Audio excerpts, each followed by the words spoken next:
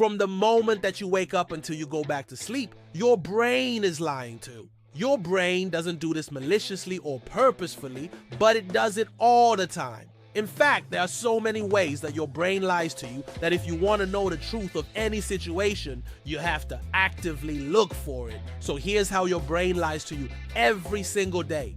First, let's start with an easy one. Have you ever seen one of those pictures online that people say is both a duck and a rabbit? If you've never seen these before, I'm going to show you one now. What do you see, a duck or a rabbit? Chances are that when you saw this picture, you didn't see both.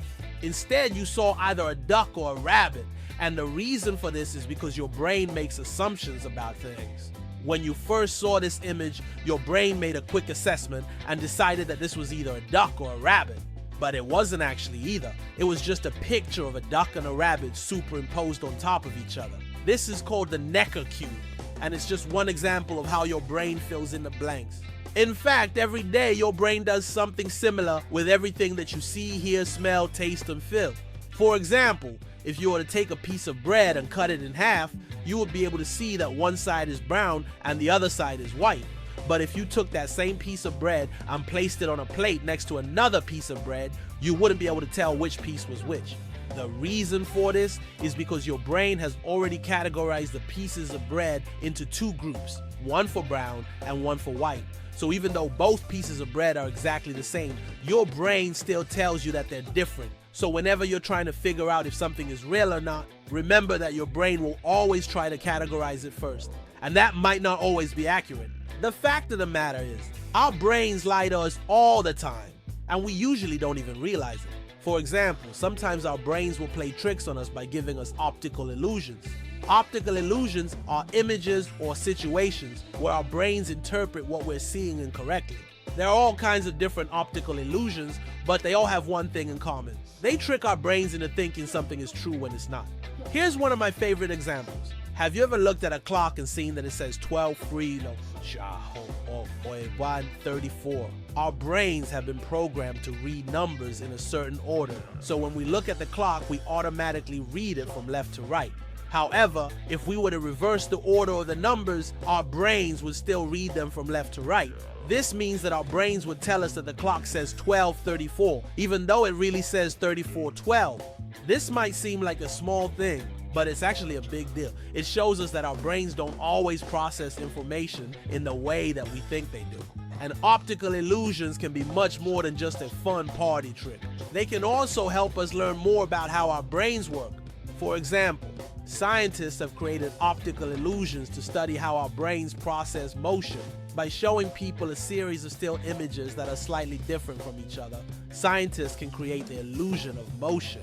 This helps them learn more about how our brains process visual information. But optical illusions aren't the only way that our brains lie to us. Sometimes our brains play tricks on us by giving us false memories. False memories are memories that we believe are true, but they're not. They can be memories of events that never happened, or they can be memories of events that we misremembered. For example, have you ever been in a situation where someone asked you a question and you were absolutely sure that you knew the answer? But then when you went to answer the question, you realized that you didn't know anything about what they were asking. That's because your brain was trying to make sense of the information that you had been given. And it created a memory that you believed was true, but it wasn't. And sometimes our brains will even play tricks on us by making us confabulate. Confabulation is when we fill in the gaps in our memories with made-up details. We usually do this without realizing it, but it can sometimes cause problems. For example, imagine that you were at a party and you met someone new. You had a nice conversation with them and you exchanged contact information. Later on, you might try to remember details about the conversation that you had with that person, and your brain might fill in the gaps with made-up details. So when you recall the conversation, it might not be 100% accurate. And finally, our brains lie to us all the time through cognitive biases. Cognitive biases are systematic errors in thinking that occur because of the way that our brains process information. They can cause us to make bad decisions, and they can also cause us to misunderstand other people. For example, have you ever met someone who was so negative that it was hard to be around them? That's because they might have a cognitive bias called negativity bias. Negativity bias is the tendency for us to focus on the negative aspects of things rather than the positive aspects. So if you were to ask this person how their day was going, they might only talk to you about the bad things that happened to them, and they wouldn't mention any of the good things.